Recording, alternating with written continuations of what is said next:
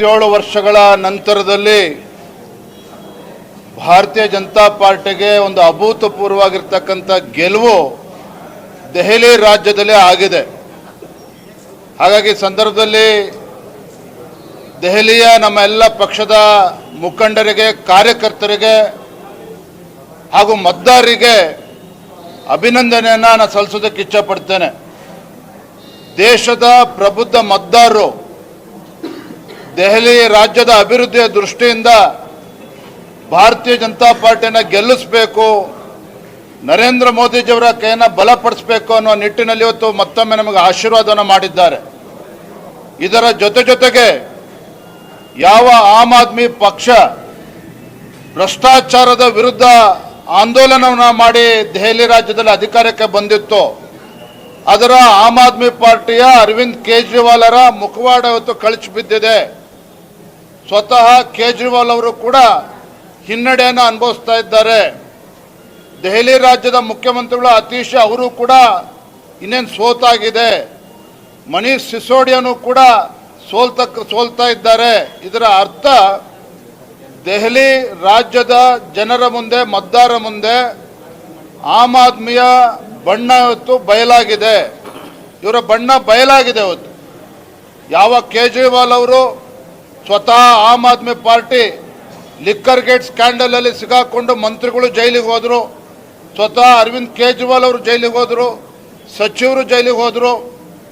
ಸ್ವಚ್ಛ ಆಡಳಿತ ನೀಡ್ತೇವೆ ಅಂತ ಹೇಳ್ತಾ ಇದ್ದಂಥ Aam Aadmi party liquor gate scandal ಮತ್ತು ಶೀಶ್ ಮಹಲ್ ಸ್ಕ್ಯಾಂಡಲ್ನಲ್ಲಿ ಇವತ್ತು ತಮ್ಮ ಅಧಿಕಾರವನ್ನು ಕಳ್ಕೊಂಡಿದ್ದಾರೆ. ಮತ್ತೊಮ್ಮೆ ದೆಹಲಿಯ ಪ್ರಬುದ್ಧ ಮತದಾರರು ಭಾರತೀಯ ಜನತಾ ಪಾರ್ಟಿಗೆ ಆಶೀರ್ವಾದ ಮಾಡಿದ್ದಾರೆ, ನರೇಂದ್ರ ಮೋದಿಜಿಯವರ ಕೈಯನ್ನು ಬಲಪಡಿಸಿದ್ದಾರೆ. ಹಾಗಾಗಿ ಮತ್ತೊಮ್ಮೆ ಎಲ್ಲ ದೆಹಲಿಯ ಮತದಾರರಿಗೆ ಮತ್ತು ನಮ್ಮ ಕಾರ್ಯಕರ್ತರಿಗೆ ಅಭಿನಂದನೆಯನ್ನು ನಾನು ಸಂದರ್ಭ ಸಲ್ಲಿಸ್ತಾ ಇದ್ದೇನೆ.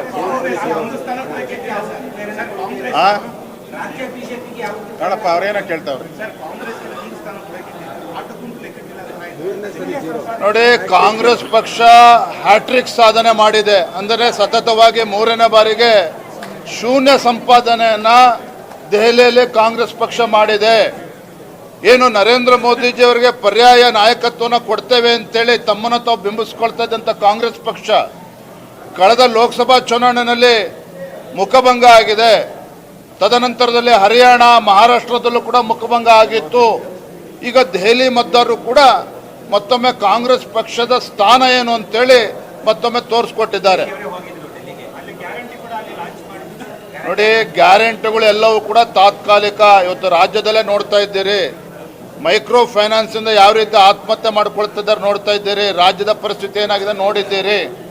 ಈ ಗ್ಯಾರಂಟಿಗಳು ಎಲ್ಲವೂ ಕೂಡ ತಾತ್ಕಾಲಿಕ.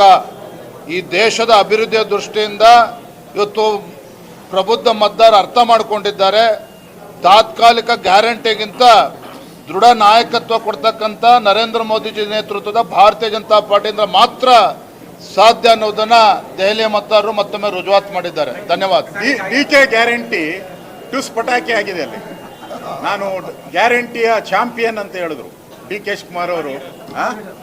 ಅಂಬಾಸಿಡರ್ ಯಾವ ದೇಶಕ್ಕೆ ಹೋಗ್ತಾರೆ ಗೊತ್ತಿಲ್ಲ. ಡಿ.ಕೆ. ಅವರು ಬ್ರ್ಯಾಂಡ್ ಅಂಬಾಸಿಡರ್. ಅವರು ಆ ಬ್ರ್ಯಾಂಡ್ ಅಂಬಾಸಿಡರ್ ಕತೆ ಡೆಲ್ಲಿಯಲ್ಲಿ ಕೇಜ್ರಿವಾಲ್ನೇ ಗೆಲ್ಸಕ್ಕಾಗಿಲ್ಲ ಅವ್ರ ಕೈಲಿ. ಕೇಜ್ರಿವಾಲ್ನೇ ಗೆಲ್ಸಕ್ಕೆ ಆ ಸ್ಥಿತಿ. ಕರ್ನಾಟಕದ ಗ್ಯಾರಂಟಿ ಪಾಡು ಮುಂದೆ ಏನಾಗುತ್ತೆ ಅನ್ನೋದಕ್ಕೆ ಇದೊಂದು ದಾರಿದೀಪ.